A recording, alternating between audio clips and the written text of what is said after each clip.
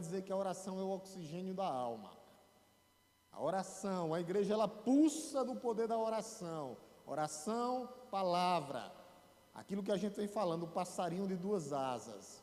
Oração, palavra, palavra e oração. E ele termina agora com a doxologia, do verso 21, do 20 ao 21. O que é isso, pastor? Um louvor de exaltação a Deus. Glórias a Deus. Existem várias doxologias na Bíblia. É quando geralmente os autores das epístolas, eles terminam as suas cartas exaltando a Deus, clamando, exaltando aquele que é digno de louvor, aquele que é digno de adoração. Eu acho que a doxologia mais conhecida, volte um pouquinho aí, vamos voltar um pouquinho para Romanos. Eu acho que essa é a doxologia mais conhecida da Bíblia. Eu queria deixar ela para os irmãos nessa noite, só para você entender o que é uma doxologia, onde o apóstolo Paulo, completamente cheio do Espírito Santo de Deus, clama a Deus. Romanos 11, do verso 33 ao 35, ao 36. Isso é uma doxologia. O que é doxologia?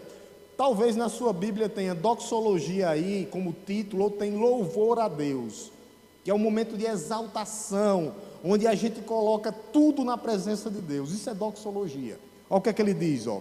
Romanos 11, do 33 ao 36.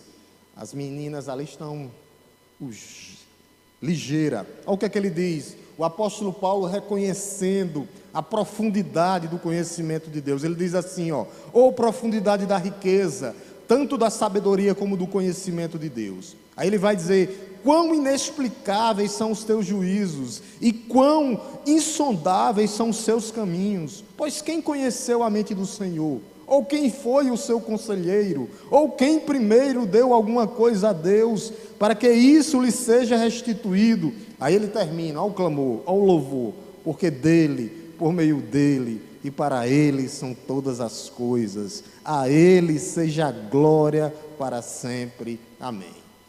Coisa linda, né? É lindo demais, uma doxologia.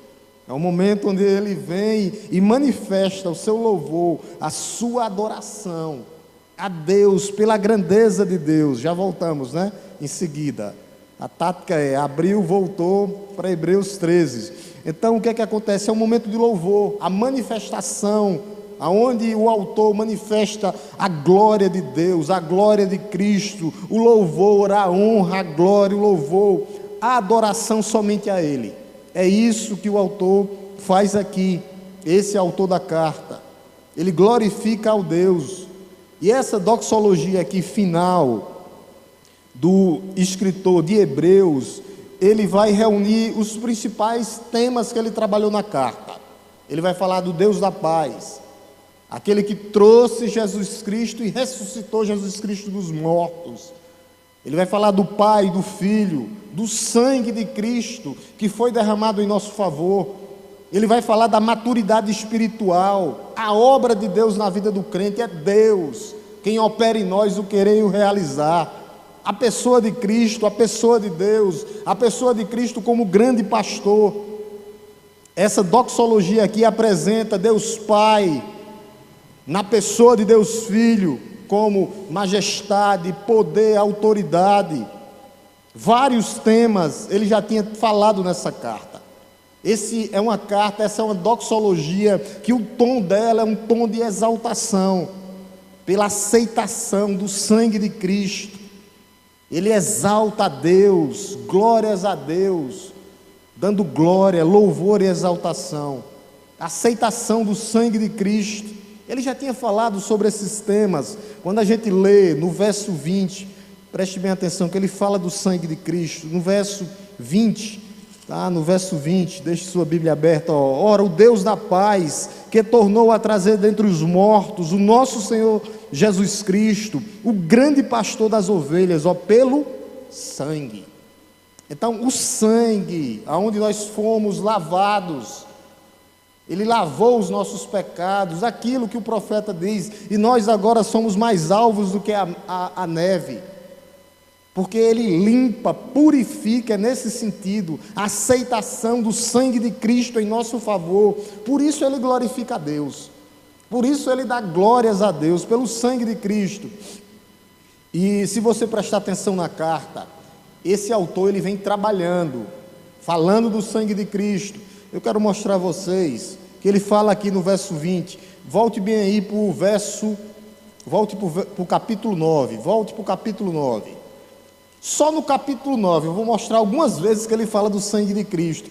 Eu não vou nem voltar muito, porque aqui eu coloquei vários. Eu botei capítulo 2, capítulo 10, capítulo 11, capítulo 14, capítulo 13.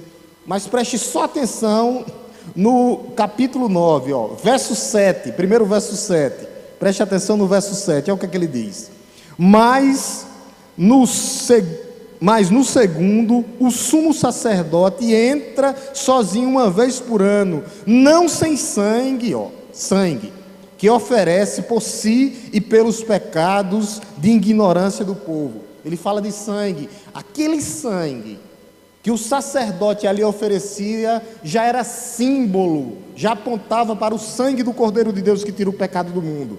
Você está no capítulo 9, não está? Vem agora para o verso 12, olha o verso 12, o que é que diz? No verso 12, tá? E não pelo sangue de bodes, não, e de bezerros, mas pelo seu próprio sangue, pelo sangue de Cristo. Ele entrou no santuário uma vez por todas e obteve uma eterna redenção. Através do sangue de Cristo nós somos remidos e lavados, purificados, redenção, pagamento.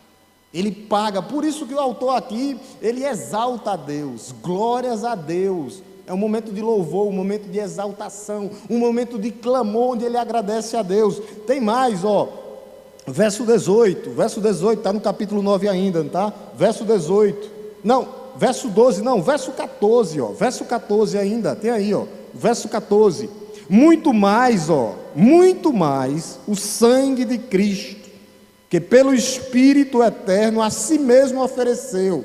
Aí como é o sangue de Cristo?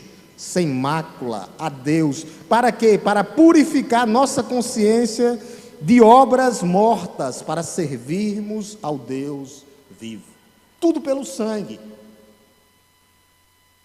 É a música, né, Giliardo? Nada além do sangue. Pronto, está aqui. Nada além do sangue. Versículo 18. Olha o que é que diz. Por isso, nem a primeira aliança foi estabelecida sem sangue. Quando Deus fez uma aliança com Abraão, que foi feito? Sangue. Aquele sangue daqueles animais simbolizava o sangue de Cristo. Aí o autor fala mais, versículo 22,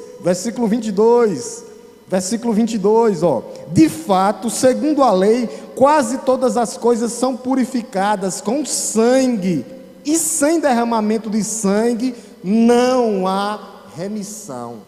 O sangue de Cristo para redenção e remissão. Redenção é o que? Pagamento. Remissão é o que? Remoção dos nossos pecados.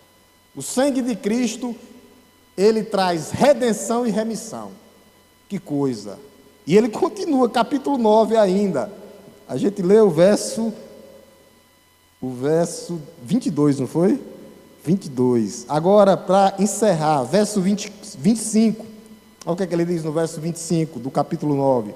Ele não entregou para oferecer a si mesmo, muitas vezes, como sumo sacerdote, entra todos os anos no Santo dos Santos, com sangue alheio. O que é que ele está dizendo aqui?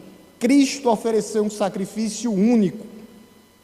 Então, ele vem falando, por isso, o motivo dessa exaltação a Deus, no verso 13, por causa do sangue de Cristo, que ele falou aqui. Por isso nós estamos aqui, porque nós fomos completamente lavados, curados, purificados. Completamente, pastor, completamente. Nenhuma condenação há, mas ainda estamos no processo. Não existe mais condenação Mas salvos, justificados, estamos sendo salvos, santificados e seremos salvos. Mas nenhuma condenação há mais.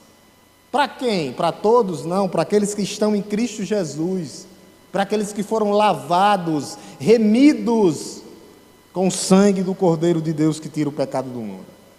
É isso. E ele vinha falando no conceito também aqui, quando você vem para o verso 20, Hebreus, volte novamente, 13 e 20, ele fala aqui no conceito de aliança. E essa aliança foi estabelecida, lá na eternidade afora. Olha o que é que diz no verso 20, Verso 20, ora, o Deus da paz, que tornou a trazer dentre os mortos o nosso Senhor Jesus Cristo, o grande pastor das ovelhas, pelo sangue da eterna aliança. Essa aliança é eterna, não pode ser quebrada. Por quê, pastor? Porque foi feita com sangue de Cristo, para nos purificar, para nos remir. Uma aliança eterna. O autor de Hebreus aqui vinha falando também dessa eterna aliança, no conceito de aliança. O conceito de aliança aqui é que Deus faz uma aliança com o seu povo. Começa lá em Gênesis, quando ele diz que nasceria um menino, Gênesis 3,15, que esmagaria a cabeça da serpente. Não há duas alianças. As pessoas pensam que há. Dispensacionalismo, não há. Não vou tratar disso aqui hoje, porque não dá tempo. Mas é a renovação da aliança. Deus renova a aliança. Como assim, pastor? Ele já tinha aliança quando o menino nasce. Depois ele renova com Abraão. Depois ele renova com Noé. Aí vem Davi, até chegar o Messias completo. Volte um pouquinho para a gente ver esse conceito de aliança. Volte um pouquinho aí para o capítulo 8. Nós estamos em Hebreus, Bíblia, né? Só para a gente falar aqui, 2 pontos no conceito de aliança, Capítulo 8, verso 6. Capítulo 8, verso 6. Verso 6, olha o que é que ele diz, Verso 6, tá? Mas agora Jesus obteve um ministério tanto mais excelente quanto é também mediador de superior aliança. Superior. Aí ele vai dizer, e também, por que o conceito de aliança? Porque ele é o quê? Mediador de superior aliança, instituída com base em superiores promessas. Que promessas, pastor? O menino que nasceria. Gênesis 3,15. Para o crente entender a Bíblia, se ele entender Gênesis, a queda do homem, o propósito da redenção e a exaltação. 3 pontos. Ele vai ser feliz. Se ele entender isso, tem que sempre voltar para Gênesis. Caiu, todos pecaram. Gênesis 3. Precisava de um redentor. A promessa foi dada que o menino nasceria. O menino nasceu, remiu, está remindo o seu povo. E agora, pastor, o ato final, a consumação, ele virá em glória, majestade e poder. Para quê, pastor? Para buscar você, para buscar a sua igreja. Esse é o conceito de aliança. Está no capítulo 8 ainda, não está? Ou aqui, desce mais um pouquinho aí para o verso 8. Verso 8, 9 e 10. Olha o que ele diz. E de fato, verso 8, 9 e 10, tá? Capítulo 8, verso 8, 9 e 10. E de fato, repreendendo, diz: eis aí que vem dias, diz o Senhor, e firmarei uma nova aliança com a casa de Israel e com a casa de Judá. Olha o que ele diz, de novo aliança. E não segundo a aliança que fiz com seus pais, não. Porque aquelas lá eles quebraram. Um dia que eu tomei pela mão para os tirar da terra do Egito, pois eles não continuam na aliança, e eu não dei atenção a eles, diz o Senhor. Aí para fechar no verso 10, olha a promessa aqui.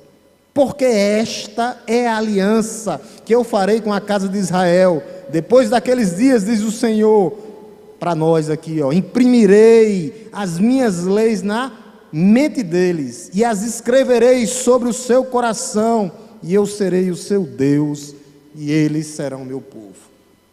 Tudo pelo sangue, tudo através de Cristo, promessa e cumprimento da promessa. O Espírito Santo foi derramado, o sangue de Jesus foi derramado, o Espírito Santo, após a ascensão de Jesus, foi derramado em nossos corações. É isso. Quando você, voltando aqui para o verso 13 e 20, na doxologia,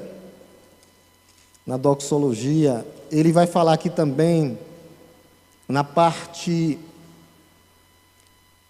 ele fala do conceito de aliança, ele vai falar também, nessa doxologia, ele inclui o homem, para que o homem faça a vontade de Deus. Olha o que é que ele diz no verso 21, ele diz assim, ó, verso 21, ó, ele diz assim: aperfeiçoando vocês em todo o bem, para que possam fazer a vontade dele. Deus está nos aperfeiçoando. Para quê, pastor? Para que nós venhamos fazer a vontade de Deus. Então, o conceito de fazer a vontade de Deus, por isso esse motivo da doxologia. Primeiro ele falou do sangue, depois ele falou da aliança, que é essa aliança eterna. E para que tudo isso, pastor? Para que nós venhamos a obedecê-lo, fazer a vontade dele. Nunca foi um peso, nunca foi.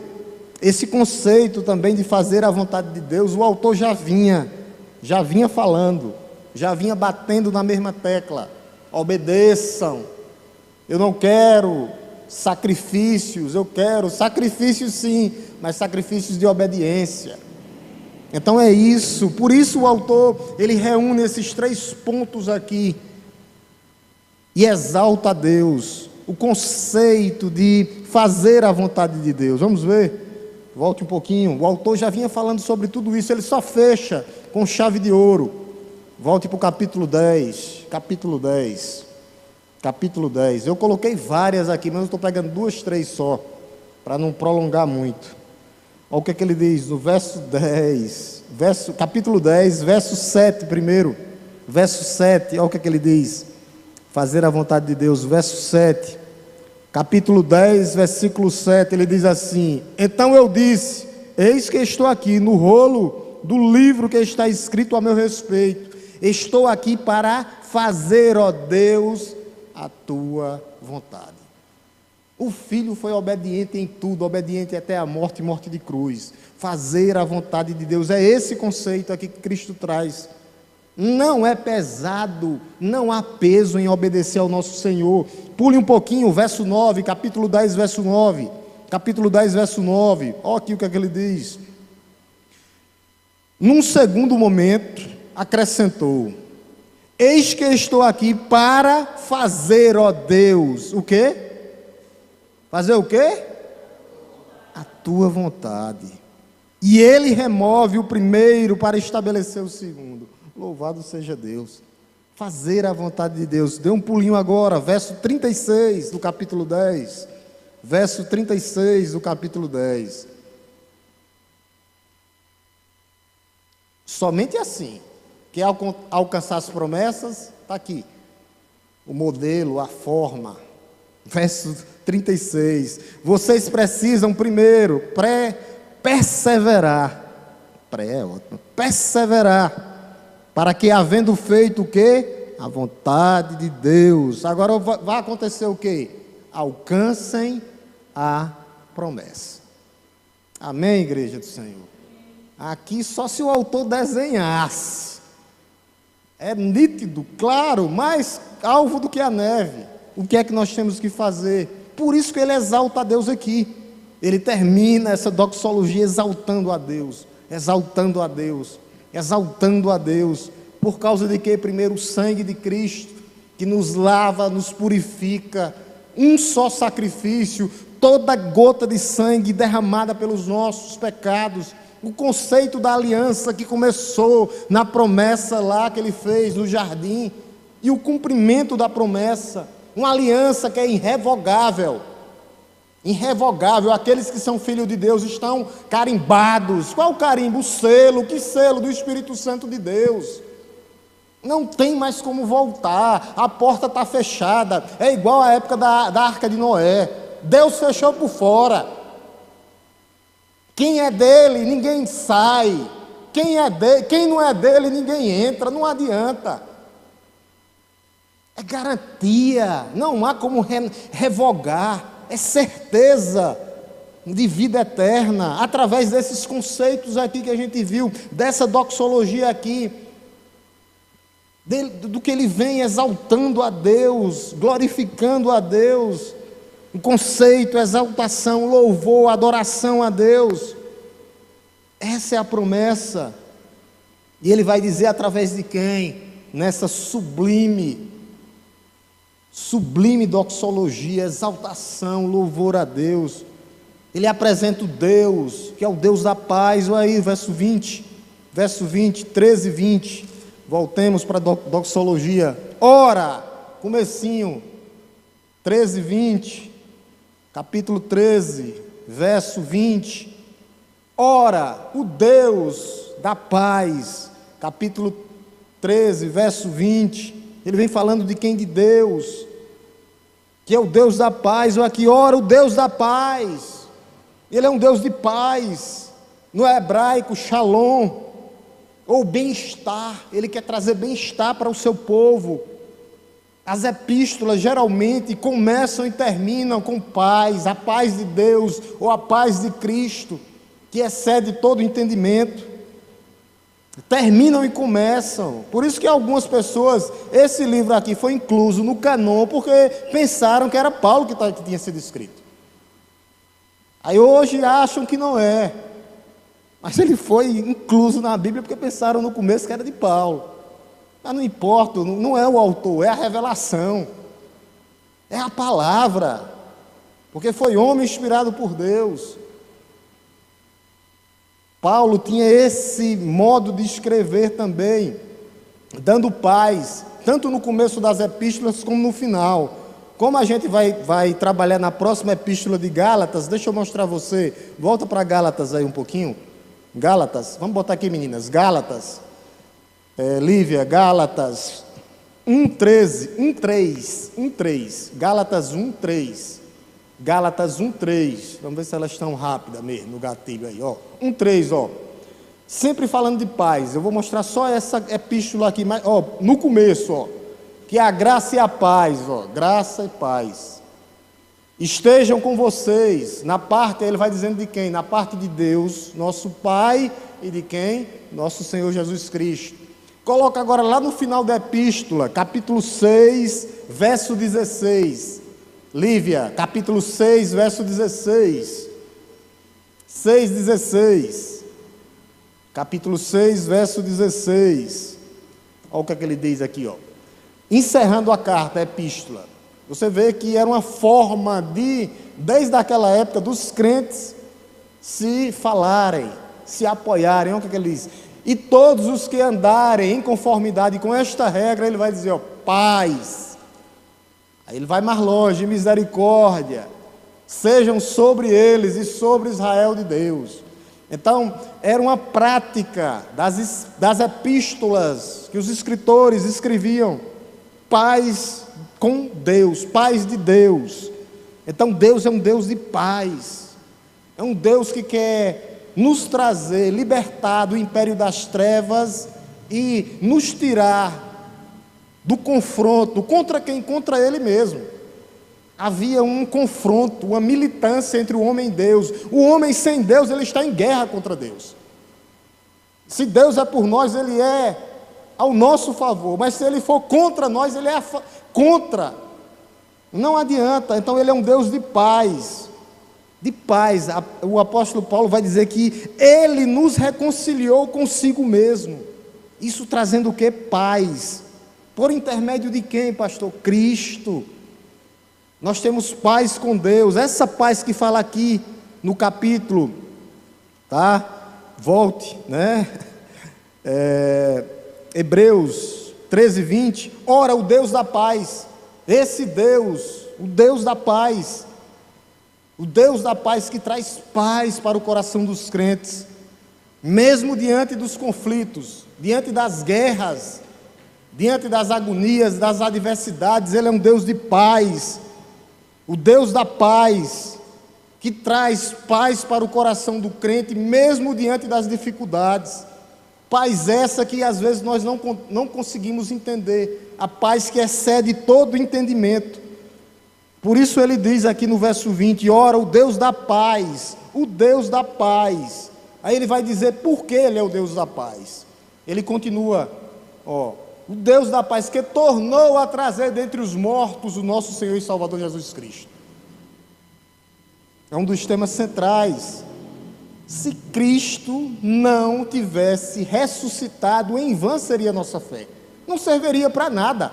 O apóstolo Paulo diz que nós continuaríamos em nossos pecados. A ressurreição de Cristo é um dos eventos centrais da palavra de Deus. Sem a ressurreição, nossa fé é vã. Que é isso, pastor? Vazia, inútil, não serve para nada. Mas Ele é o Deus da paz, e Ele que tornou a trazer dentre os mortos o nosso Senhor e Salvador Jesus Cristo. 3 dias no seio da terra, no ventre da terra, e Ele, no poder do Espírito Santo, nosso Senhor ressuscita dos mortos. Para quê, pastor? Para pagar completamente os nossos pecados. Se não ainda, se Cristo não tivesse ressuscitado, nós estaríamos em pecados ainda. Ele levou sobre si as nossas enfermidades, pelas suas pisaduras fomos sarados. A ressurreição de Cristo é a prova definitiva. De que, pastor? Que Ele é o Filho de Deus, a saber. Filho de Deus, a saber. Por isso esse louvor e essa exaltação a Deus aqui. Verso 20, ora, o Deus da paz, que tornou a trazer dentre os mortos o nosso Senhor Jesus Cristo. É isso que Ele fez. Por isso Ele glorifica a Deus.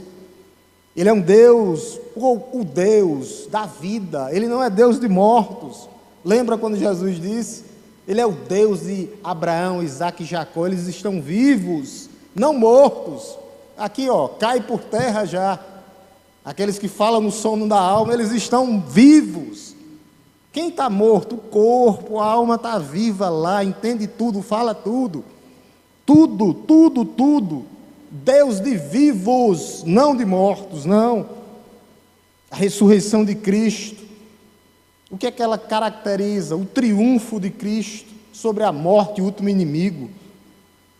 Ele vem, Ele trabalha em nosso favor. A ressurreição de Cristo não é um evento, nunca foi isolado, não. Mas foi uma realidade, pelo poder de Deus, como diz aqui o autor. O Deus da paz, que tornou a trazer dentre os mortos o nosso Senhor Jesus Cristo. Ele trouxe novamente, Ele deu vida ao nosso Senhor e Salvador Jesus Cristo. Porque havia uma promessa. Então, em toda a carta já falava sobre esses assuntos. Ao longo dessa epístola aqui, nós temos visto o assunto principal. Qual o assunto principal? Deus Pai, Deus Filho. E claro que tudo isso Ele não deixa de fora o Espírito Santo de Deus. Mas o assunto, o tema é esse. A unicidade. Deus, coigual, coeterno, Vamos voltar um pouquinho, só para o começo de Hebreus. Hebreus 1, só para a gente ver isso aqui, que isso é muito interessante. Eu preparando a mensagem, eu não poderia deixar de fora. Capítulo 1, verso do 1 ao 3, eu vou ler e gostaria que os irmãos acompanhassem. Olha o que é que ele diz, Antigamente Deus falou muitas vezes e de muitas maneiras, aos pais e pelos profetas. Aí ele vai dizer, mas, nestes últimos dias, nos falou pelo Filho, Pai e Filho, a quem constituiu o herdeiro de todas as coisas, e pelo qual também fez o universo. Aí ele vai dizer agora por quê, coigual e coeterno, verso 3, preste bem atenção. O Filho, que é o resplendor da glória de Deus, e a expressão exata do seu ser, sustentando todas as coisas pela sua palavra poderosa. Depois de ter feito purificação dos pecados, assentou-se à direita da majestade nas alturas. Que coisa linda, essa perfeição. Deus Pai, Deus Filho, coiguais, coeternos. Ele é a imagem, o Filho que é o resplendor da glória de Deus. Ele é Deus, completamente Deus. Por isso que o tema é esse. Por isso que o autor aqui está extasiado. Cantou aqui, não foi, Giliardo? Extasiado. Isso aqui é cheio de glória, cheio de gozo na alma, para falar de Deus Pai, Deus Filho. Que coisa maravilhosa. O resplendor da glória de Deus. Aí ele vai dizer a expressão exata do seu ser. Jesus é Deus de Deus, igual com Deus. Deus, Ele é Deus. Ele é Deus. Por isso a gente não se curva e não faz isso diante de homens, somente daquele que é o Deus Todo-Poderoso, majestoso, glorioso. Que coisa! Eu vou ler de novo o verso 3. O Filho, Deus Filho, que é o resplendor da glória de Deus. A expressão exata, são um do seu ser. Aí ele vai dizer o que é que ele faz por nós, sustentando todas as coisas pela palavra poderosa, depois de ter feito o que é purificação pelos nossos pecados. E agora ele ascende aos céus, está à direita da majestade nas alturas, à destra de Deus Pai. Por isso que é Deus de mortos, não. Por isso que isso tudo aqui caracteriza vitória. E esse autor está o quê? Maravilhado, extasiado. Por quê? Porque Deus aceitou completamente o sacrifício perfeito de Cristo na cruz do Calvário. O sangue perfeito que fez expiação. Não foi sangue de bodes, não foi outro sangue, ou não foi outra, ou qualquer homem ou criatura, não. Foi Cristo. Por isso Ele está nos aperfeiçoando. A igreja está no processo de amadurecimento até a volta do Senhor. Aqueles que não amadurecer logo, vai sofrer mais, não perde a salvação. Eu já disse aqui, é impossível, porque o sangue dele é perfeito, mas vai sofrer mais, porque às vezes está indo de contra o paredão de Deus. O sangue dele que é perfeito, ele opera em nós e transforma os seus santos. Mas é uma carta trinitariana também. Ele fala do Espírito Santo de Deus várias vezes. Eu só selecionei alguns momentos. Aqui na doxologia ele está engrandecendo Deus, mas ele não deixou de falar do Espírito Santo de Deus. Pega só um ponto aqui, tá? Coloquei vários aqui, mas só um ponto, como é de estudo, está em Hebreus, né? Volte aí para o capítulo 3, para lembrar, aqui na doxologia ele está exaltando o Pai e o Filho, mas o autor não deixou de falar do Espírito Santo de Deus. Daqui a pouco eu falo do Filho, viu? Falei só do Pai. Hebreus 3, do 7 ao 8, está o Espírito Santo de Deus agindo aqui. Fala, é Deus de Deus também. Hebreus 3, versículos 7 e 8. Os irmãos me acompanhem na leitura da palavra, em nome de Jesus. Diz assim a palavra de Deus: por isso, como diz quem? O Espírito Santo. Ele fala, ele é Deus de Deus. Hoje, está ouvindo, né, Igreja Batista, primeira Igreja Batista? Se ouvirem a sua voz, aí aqui o mandamento: não endureça o coração, como foi na rebelião, no dia da tentação no deserto. Aqui é o Espírito Santo falando para aquela igreja. A igreja dessa carta aqui, e falando para a Igreja Batista hoje. O Espírito Santo fala, ele é Deus de Deus. Aqui o Espírito Santo falando. Não é o pastor que está dizendo, não, é o Espírito falando com a igreja dele agora. Por isso, como diz o Espírito Santo, letras garrafais, o Espírito Santo de Deus, hoje, agora, se ouvires a sua voz, não endureça o coração. Como foi lá na rebelião, Acã, Datã e Abirã. Deus abriu a terra, mais de 23 mil, por causa da rebelião. O Espírito Santo de Deus falando. Só peguei dois, eu vou ler o segundo. Não ia não, mas eu vou ler agora. Vamos para o versículo 10, capítulo 10. Espírito Santo fala. Claro que fala. Se ele é Deus, ele não é a força aqui. Quando os testemunhas de Jeová chegar lá, dizendo que é a força, já sabe onde abrir, né? Deixa aqui o Espírito Santo falando, ó. 3:10, ele fala. Como é que é força? A força fala, é uma força fala. E uma força testemunha? Vamos ver agora o Espírito Santo dando testemunho. Capítulo 10, versos 15 e 16. Os irmãos acompanhem comigo a leitura, por favor. Ó, e disto nos dá o que? Testemunho. Também fala o Espírito Santo. Aí vai dizer o que foi que ele disse. Porque após ter dito, olha o que foi que o Espírito disse aqui. Esta é a aliança, que é o Espírito Santo falando. Que farei com eles depois daqueles dias, diz o Senhor. O que ele vai fazer? Imprimirei as minhas leis no coração deles e as escreverei sobre a sua mente. Imprimido, carimbado através dele mesmo. Falamos do Filho, é uma carta trinitariana. Pai, Filho e Espírito Santo. Só que na doxologia aqui ele não tinha botado, disse, mas eu vou botar, vou colocar, vou puxar aqui para ver. Só peguei 2 pontos que ele fala do Espírito Santo aqui. O Espírito Santo é Deus de Deus, co-igual. Pai, Filho e Espírito Santo, a mesma essência. A mesma essência. Mesma essência.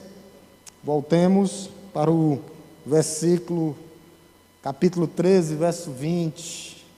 Saímos nem do começo, hein? Negócio. O tema é muito bom. O tema é muito bom. Hebreus 13, 20.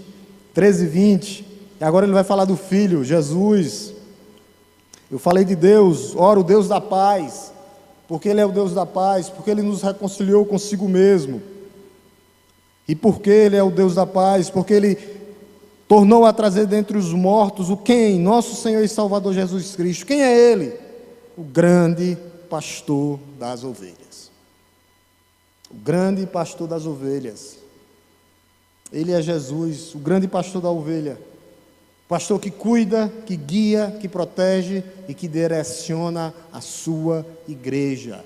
Direciona quem, pastor? As suas ovelhas que ouvem a sua voz. E segue o bom pastor, e segue o supremo pastor. Cristo é o grande pastor. Aqui vai dizer grande pastor, é sinônimo de poder, majestade e autoridade. O grande pastor, o supremo pastor, o bom pastor. Por que, pastor? Ele é bom pastor, porque ele deu a vida dele por você. Bom, grande em poder, majestade e glória. O grande pastor, o bom pastor, que morreu pelas suas ovelhas. Como grande e poderoso pastor, ele vive pelas suas ovelhas, para guiar, direcionar as suas ovelhas. Ele é o bom pastor, ele é o supremo pastor. Por quê, pastor? Porque ele, o pastor, o grande pastor, voltará. Para quê, pastor? O grande pastor voltará para buscar as suas ovelhas. Ele cuida, guarda, guia, direciona e voltará em poder, majestade e glória para buscar você. Por isso você tem que se regozijar.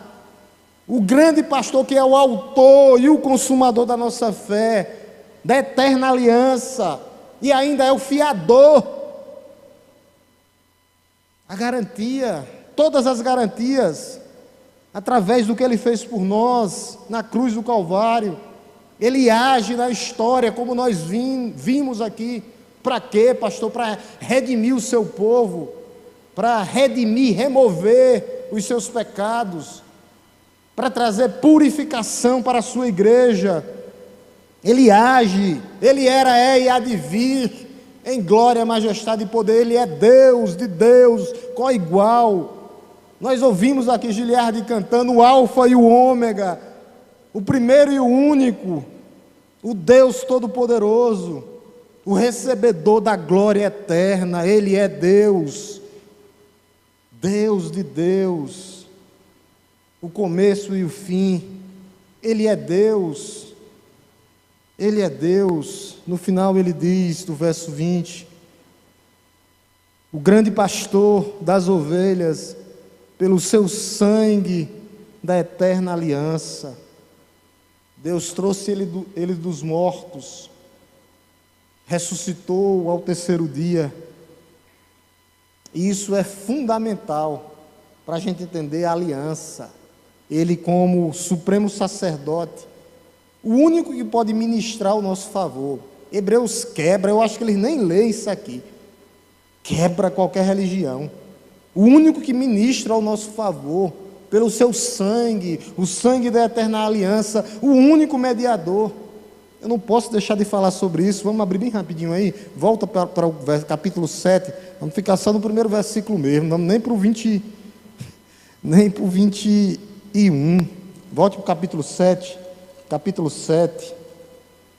Eu tenho que mostrar isso aqui, porque quando perguntarem à igreja, a igreja está abastecida.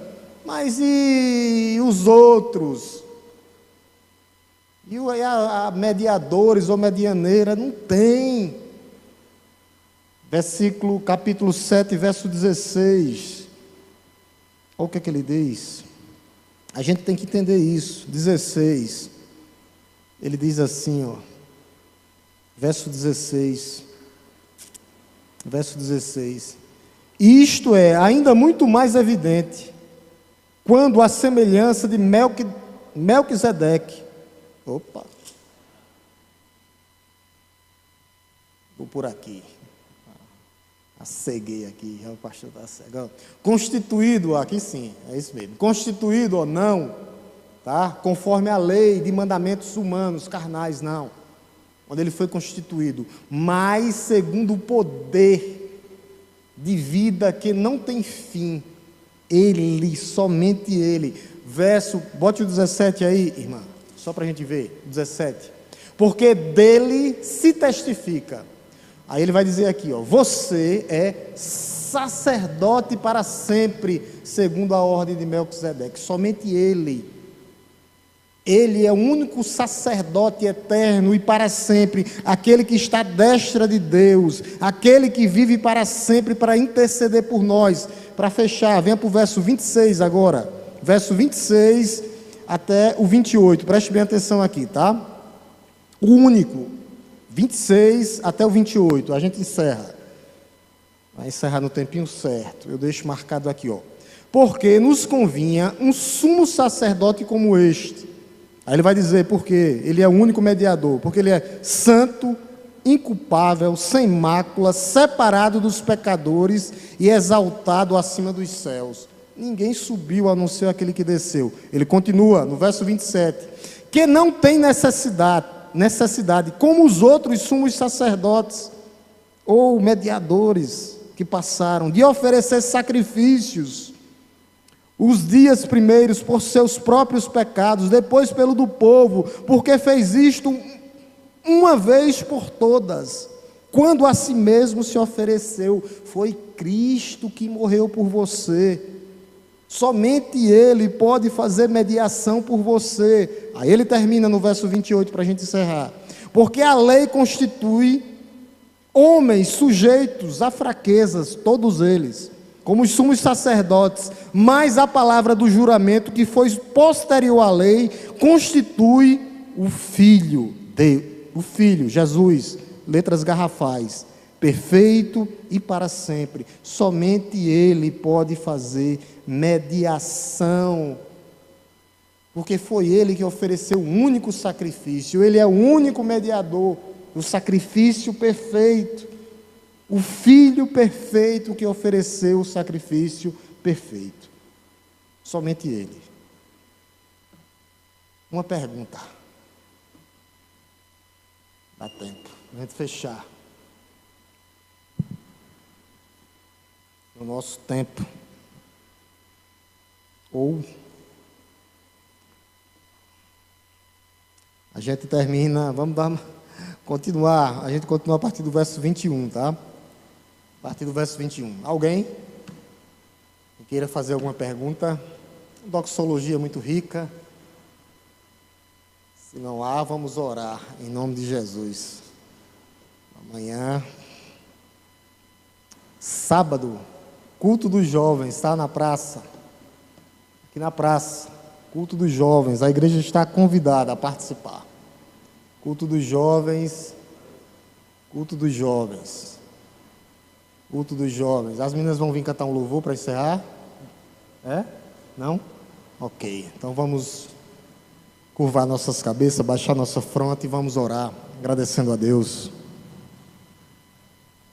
por mais uma noite. Te louvamos, Deus Todo-Poderoso, Criador dos céus e da terra. Te bendizemos, te agradecemos, ó Pai, por tudo que o Senhor é, pelo Teu poder, pela Tua majestade, pelo que o Senhor fez por nós, enviando Jesus Cristo, Teu Filho amado, para morrer na cruz do Calvário, pagando completamente os nossos pecados, remindo o Teu povo, a Tua igreja que te chama pelo Teu nome. Que o Senhor continue, ó Deus, nos dando o espírito de ousadia, para que a Tua igreja possa cumprir a Tua grande comissão, pregar o Evangelho a toda criatura. O restante é o Espírito Santo de Deus, ó Pai, agindo, convencendo o homem do pecado, da justiça e do juízo. Mas a Tua igreja é a igreja, ó Deus, é a Tua agência aqui na terra. E nós temos que, ó Deus, cumprir os Teus mandamentos, a Tua grande comissão. Que o Senhor possa nos sustentar, que o Senhor possa nos guardar, que o Senhor possa nos livrar de todo e qualquer mal. Colocamos, ó Deus, as nossas vidas nesse momento diante de Ti, para que o Senhor continue nos conduzindo. Ó Deus, que nós possamos fazer que nem o autor da carta aos Hebreus. Possamos, ó Deus, glorificar o Teu nome através do nosso louvor, através da nossa adoração. E louvor e adoração é um estilo de vida, ó Pai. Que nós possamos ter esse estilo de vida. Ser verdadeiros adoradores que Te adorem em espírito e em verdade. Guarda a Tua igreja, Pai. Cuide da Tua igreja, acrescenta mais e mais na Tua igreja, mas que ela cresça também em graça, sabedoria e conhecimento. Diante de Ti, ó Pai, diante dos homens, nós possamos continuar sendo a Tua testemunha fiel aqui na terra, pregando e anunciando as boas novas de salvação, para que outros sejam encontrados. Nos leve em paz para os nossos lares, ó Deus. E que nós possamos ter um restante de semana abençoado e abençoador, para a glória, louvor e exaltação do Teu nome. É isso que nós Te pedimos, ó Deus, e Te agradecemos, no nome santo e poderoso de Jesus. Deus nos abençoe, meus irmãos. Deus nos abençoe.